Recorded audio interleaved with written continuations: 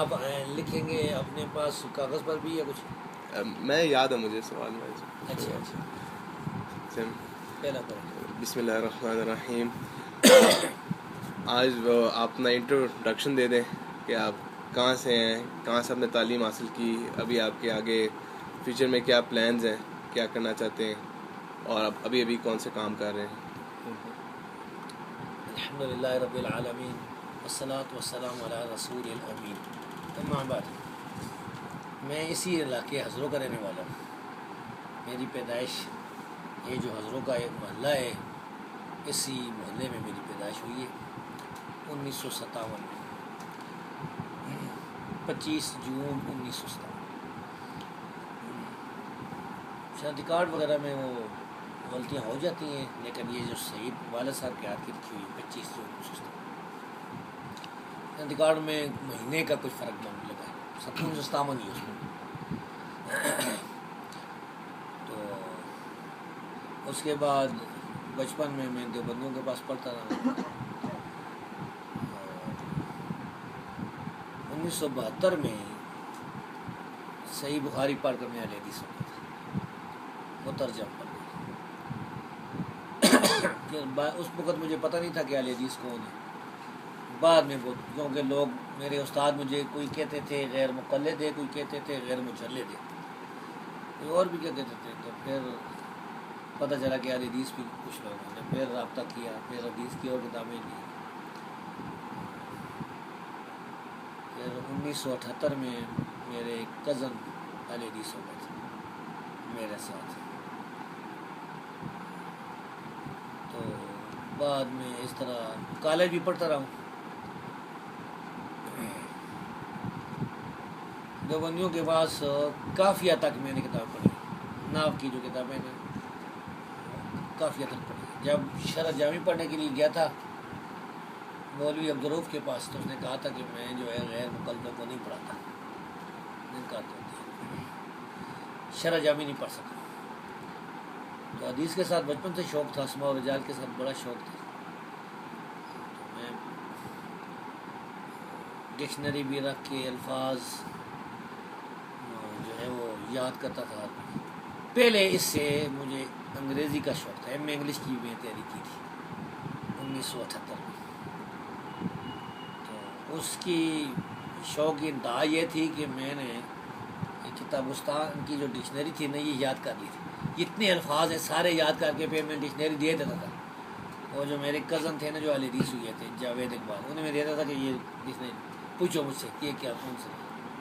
اس زمانے میں تازہ اخبار چلی تھی مسلم, وہ میں پڑھنی شروع کی. پھر وہ ختم ہو گئی, انگلش اخبار ہی پڑھتا رہا, لیکن حدیث کے ساتھ شوق زیادہ ہو گیا تھا.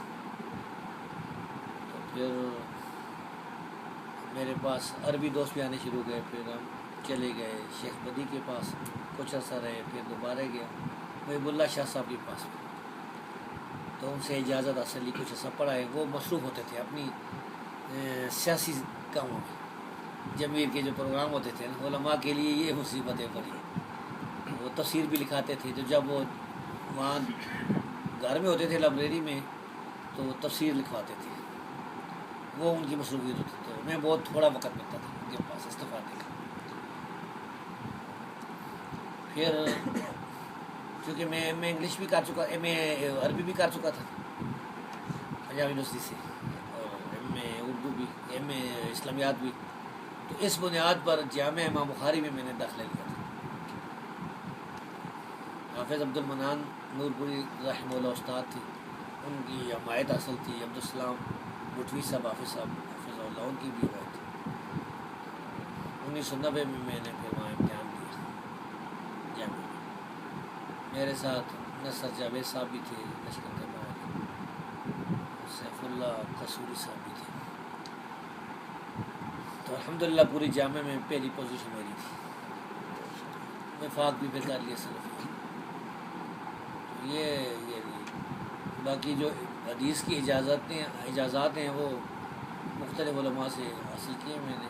شیخ بدی الدین رائدی, شیخ محمد اللہ شاہ رائدی, شیخ فیض الرحمان سوری, جنہوں نے بیہقی کی جو رد لکھا ہے نا ابن ترکمانی نے الجر النقی, اس کا انہوں نے جواب لکھا اور یہ جواب ابھی ہمارے پاس موجود ہے، یا کہیں پڑھا، یہ پڑھا، یہ جیل والے انہوں نے بھیجا ہے، انشاءاللہ یہ شاید علماء عرب والے۔ اس کے علاوہ مولانا طاولہ حنیف جمصر، ان سے بھی میں نے اجازت لی، شیخ عبدالغفار حسن رحمانی صاحب ان سے بھی لی، حافظ عبدالرحمن نورپوری صاحب سے بھی لی، شیخ ابوالرجال سودروی تھے میرے استاد تھے، مولانا صدیق سرگودی صاحب کے شاگرد تھے، ان سے بھی لی، ان سے بلکہ میں نے بہت پڑھا ہے، بہت فائدہ اٹھایا۔ مولانا صدیق صاحب سے میری ملاقات ہے، میں گیا تھا سرگودے اور ان سے بہت سی باتیں اسماء الرجال کی پوچھی تھی، موجودہ معاصرین کے بارے میں، اس زمانے میں مجھے شوق تھا پڑھنے، تو میری کتاب انوار سبیل میں لکھی ہوئی وہ ساری چیزیں۔ اب جو میں کام کر چکا ہوں حدیث کی کتابوں پر، اس میں سنن اربعہ پر کام میرا مکمل ہو چکا ہے، اسی طرح بہت سی حدیث کی کتابیں، مثلا شمائل ترمذی، جز الفیدین، جز القرات وغیرہ، اور بہت سی جو کتابیں وہ میری تحقیق سے چھپی ہوئی ہیں، مثلا میری بھی اب انشاءاللہ چھپنے والی ہے، آخری پروف پڑھا جا رہا ہے، صحیح ابن خزیمہ کی تحقیق بھی ہو چکی، تو یہ آپ دیکھ سکتے ہیں نور العینین کے مقدمے میں یا شمائل ترمذی۔ آئندہ بھی میرے یہی منصوبے، میں چاہتا ہوں کہ کوئی شرح لکھ دوں، سنن ترمذی کی شرح لکھ دوں، بعض دوست کہتے ہیں کہ صحیح مسلم کی شرح لکھ دوں، ساتھ ہی گمراہ فرقے جو ہیں جتنے بھی، چاہے شیعہ ہیں، چاہے دیوبندیہ ہیں، بریلویہ، مرجع، جہمی، سب کے رد بھی لکھے ہیں میں نے، مسلک اہل حدیث کا دفاع کیا ہے، صحیحین پر جدھر حملہ ہوا ہے اس کا بھی جواب دیا ہے، تو یہ کام بھی کیا کافی، تو وہ میری مقالات میں چھپے ہوئے ہیں، مقالات کی اب 6ٹھی جلد بھی تقریباً 500 صفحات ہو چکے ہیں، تو میں انشاءاللہ جب آؤں گا نا دورے سے، یہ جو رمضان میں دورہ کرانا ہے، انشاءاللہ اس کا بھی مسئلہ ہو جائے گا۔ دیر میں دیر کا جو ضلع ہے نا، اس میں دیر کے 2 حصے، ایک کہتے ہیں دیر پائیں نیچے والا، اور ایک دیر بالا، ضلع دیر بالا جو ہے اس میں ایک علاقہ ہے جسے کوہستان کہتے ہیں، ایک کوہستان تو ادھر بھی ہے نا ناران بشام کی طرف، وہ نہیں، یہ دیر کوہستان ہے، اس میں 5 گاؤں ہیں، پاتراک، بیاڑ، کلکوٹ، بریکوٹ، کلکوٹ اور تل، لاموتئی بھی ہے، 5-6 یہ جو ہے علاقے ہیں نا، یہ کوہستانی قوم کے، اس کی ان لوگوں کی اصل کیا ہے یہ اللہ ہی جانتا ہے، نورستانی زبان سے بھی ان کی زبان کچھ ملتی ہے، اور کچھ کلاش قوم جو ہے چترال کی، کیونکہ ان لوگوں کی جو شکلیں ہیں عام لوگوں کی طرح عمان جیسی نہیں ہیں، آپ شہر ان کو بھی دیکھ لینا، عام لوگوں کی طرح ان کی شکلیں نہیں، تو اس علاقے میں وہ اپنی مادری زبان بولتے ہیں، لیکن یہاں اب دوسری 2 قومیں اور بھی آباد ہیں، پشتون بھی آباد ہیں اور گجر بھی، تو وہ علاقہ جو ہے ہمارا بہت پرامن علاقہ، وہاں میرے بہت سے شاگرد ہیں 15-20 سال سے، بچے نہیں 13-14، تو ادھر میں نے دور کرا ٹھنڈے علاقے میں، ویسے ہے بھی بہت امن والا علاقہ، وہاں گاڑی کی کوئی چوری نہیں ہوتی، کبھی ہم نے نہیں سنا گاڑی چوری ہوئی ہو، ڈاکے نہیں ہوتے کبھی، کوئی ڈاکہ کبھی بھی نہیں ہوا۔ تو وہاں پہ آپ کس زبان میں تھے؟ پشتوں میں نہیں، یہاں پر اردو میں اس دفعہ، وہاں تو میرا جو درس جمعہ ہوتا ہے نا وہ تو پشتوں میں ہوتا ہے، جمعہ میں پشتوں پڑھاتا ہوں، لیکن یہ جو بچے آئے ہیں تو ان کے لیے ہم نے، تو یہ ان علاقوں میں تو ماشاء اللہ اہل حدیث بھی کافی ہوں گے؟ اہل حدیث کافی ہے، لیکن ان کے لیے اردو پڑھنا سمجھنا بہت مشکل ہے، اردو سمجھنا بہت مشکل ہے، تو یہ منصوبے ہیں، یعنی مستقبل میں تو ابھی جو رمضان میں میرا یہ پروگرام ہے کہ اصول حدیث ابن کثیر رحمہ اللہ کی جو کتاب ہے نا اختصار، یہ پڑھانی ہے، اپنا جو میرا خاص انداز ہے، کیونکہ میں جب پڑھاتا ہوں نا تو پھر اس میں جو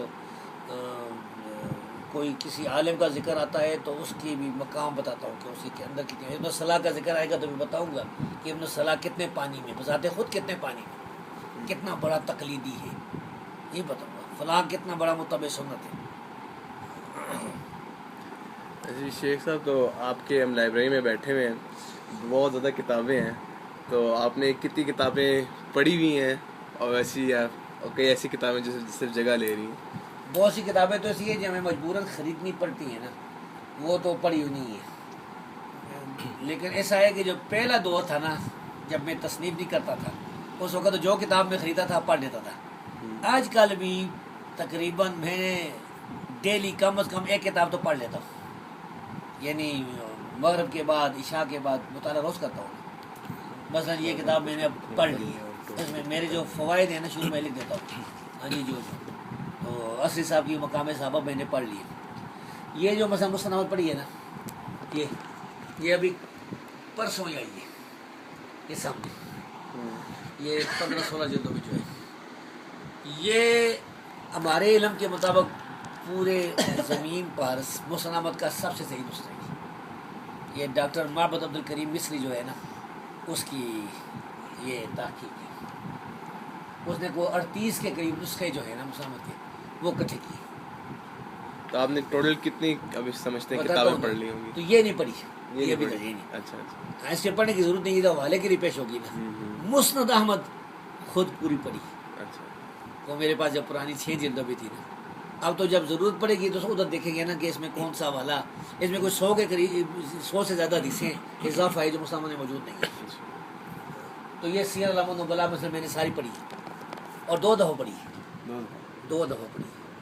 کچھ کتابیں جو ہے 7 دفعہ پڑھی. تنقیل جو ہے 7 دفعہ پڑھی اس کی پہلی جلد. اور باقی جو ہے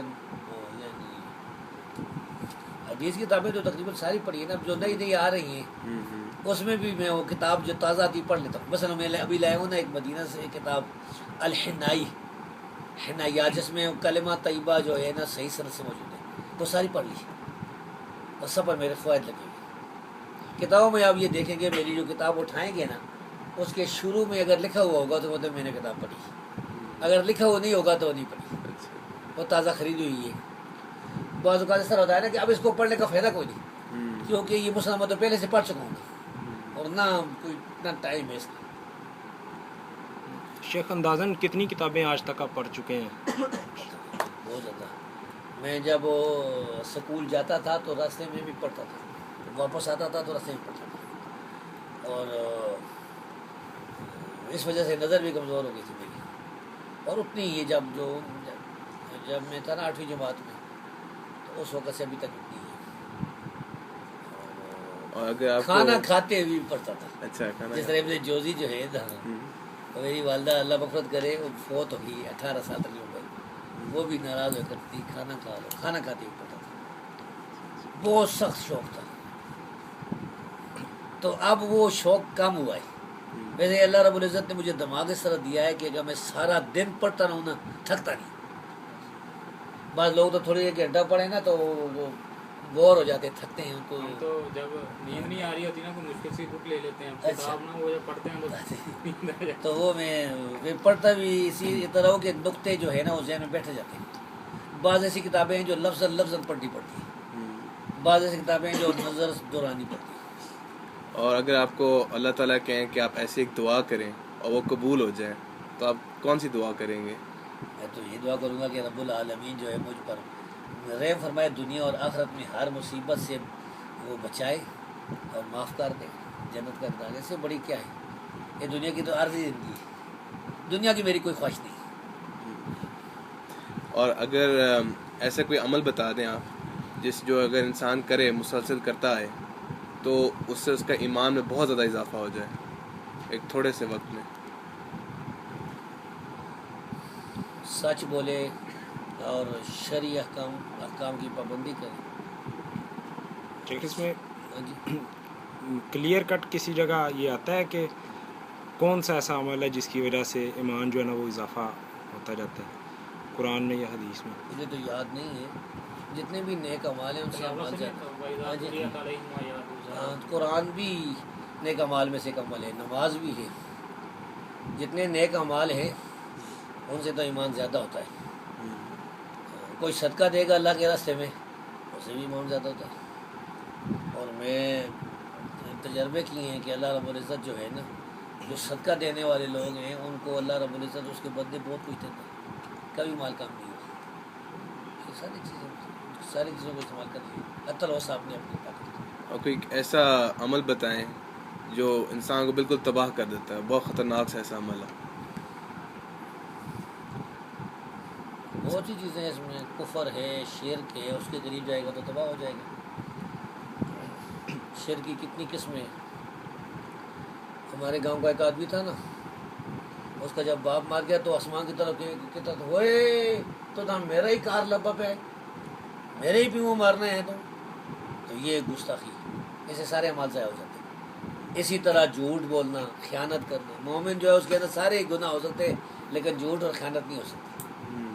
تو اس طرح کی بہت سی, ایک حدیث میں آتا ہے نا کہ آدمی ایک بات زبان سے نکالتا ہے اور اس کی وجہ سے 70 سال اس کو جہنم میں گرایا جائے.